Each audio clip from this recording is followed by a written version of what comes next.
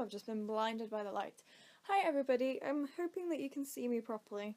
Hopefully you can. Also, you'll probably see that my nail's a bit manky. I literally, as I was setting up, I broke it and I can't be bothered to rip it off, so I'm just gonna wait.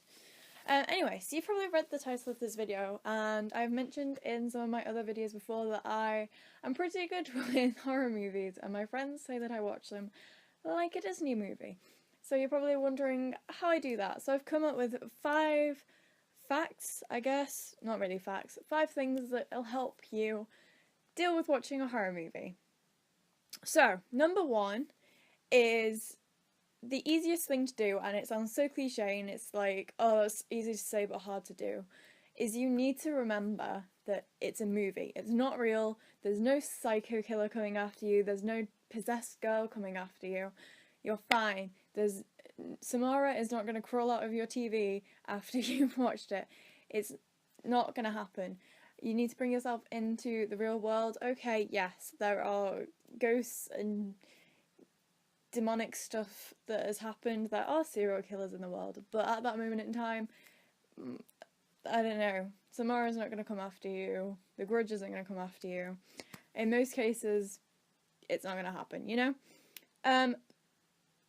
So yeah, just bring yourself back to the real world.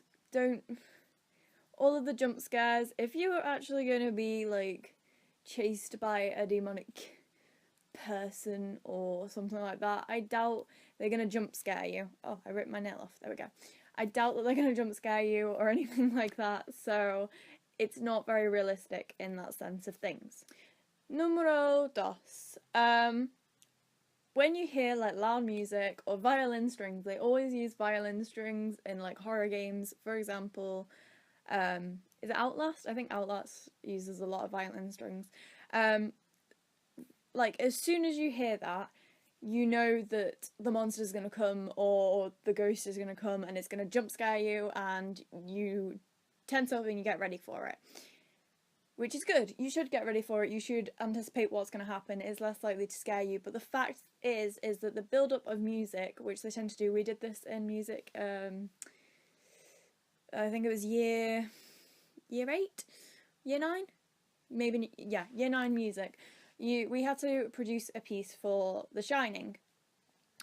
We had to, you know, when he's on the little bicycle thing. So we had to make the sound of the wheels, which we use cymbals, and you just rub them against each other and it makes the sound of the wheels.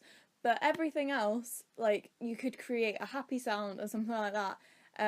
We could create anything for it. It didn't have to be horror related, and we would see how it changed the piece.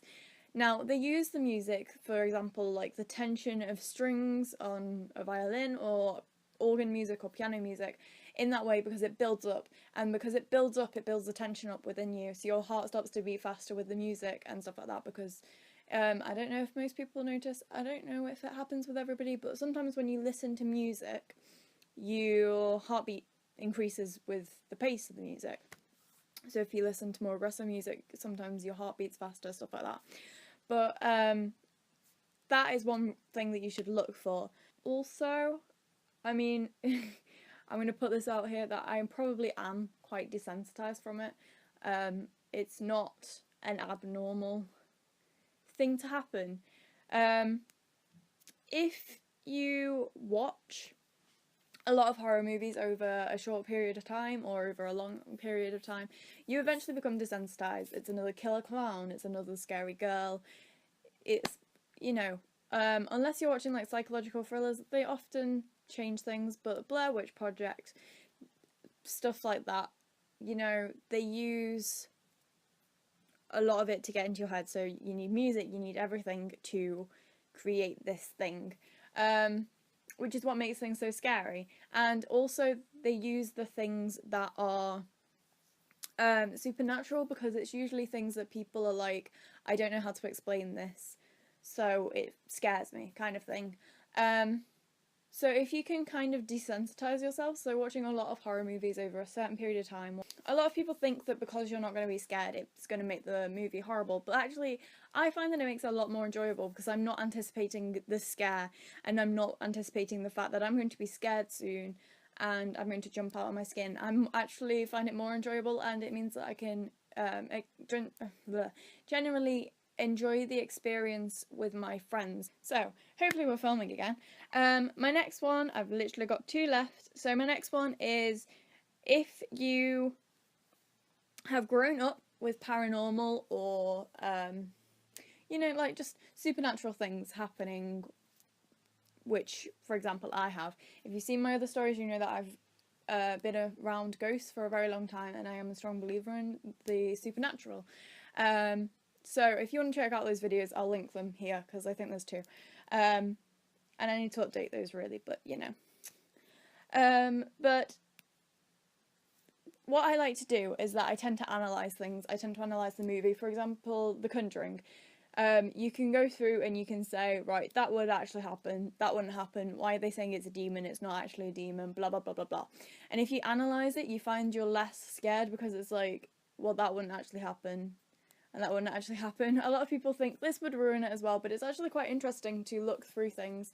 I like to always look up the cases of, like, if it says it's based on a true story, I like to look up cases about it, and stuff like that. So, yeah, although it's not always fun for the people who are with you. For example, 2 times, I think it was when I went to see The Woman in Black with my friends Georgina and Harge, and we went to see The Conjuring with Georgina and Phoebe. I think that's the right way around.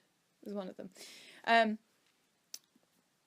And both times, I mean, when we went to go see The Woman in Black, Georgina and Hodge hid like the entire time, and I ended up having to tell them the entire story of what happened, which I remember walking to Frankie and Benny's, and we were like, they were like, oh my gosh, what happened? And I was like, this happened, and this happened. It wasn't actually that scary. This kid, blah blah blah, blah blah blah blah.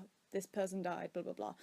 And they were absolutely terrified out of their wits, and I was just, oh well, it happens.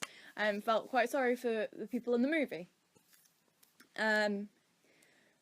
But when we watched The Conjuring, which I had already looked up the case studies, I was like, oh, let's look up Ed and Lorraine Moore and stuff, let's look up the Annabelle doll and stuff like that, which I had looked up way, way, way before the movie came out, so I knew what was going on and what it was based on.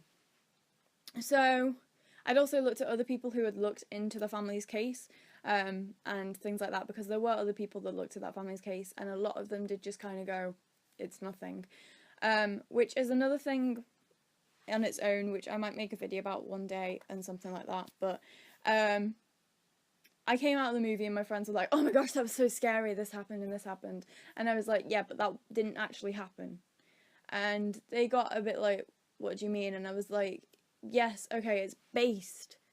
Based is a key word there. It's based on a true story. That doesn't mean it's an actual true story. It's based on a case study of that family, but not all of that stuff happened. The Annabelle doll had nothing to do with it. They just brought that in, which I thought was very clever, but it had nothing to do with that story in particular.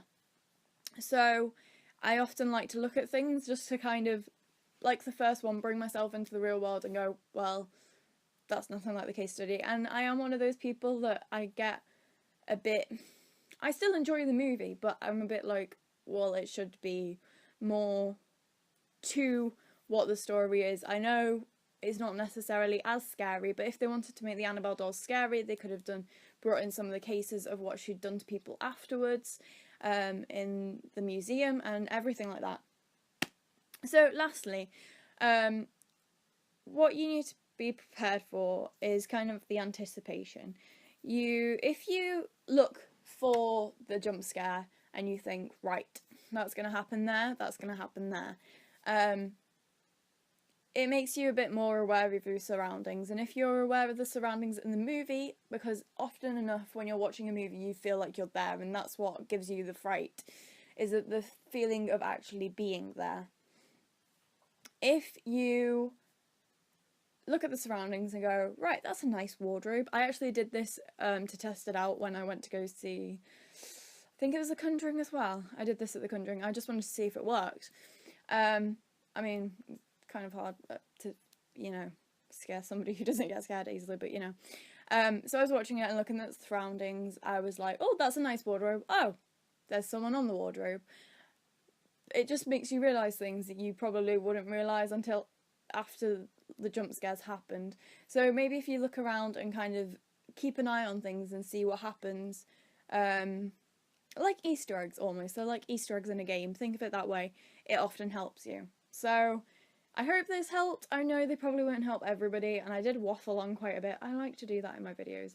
I hope they helped you. They kind of helped me a bit. But yes, I hope so. I'm sorry if it didn't. Well, I hope you have a spooktacular Halloween, and I will see you tomorrow. Bye! Ah.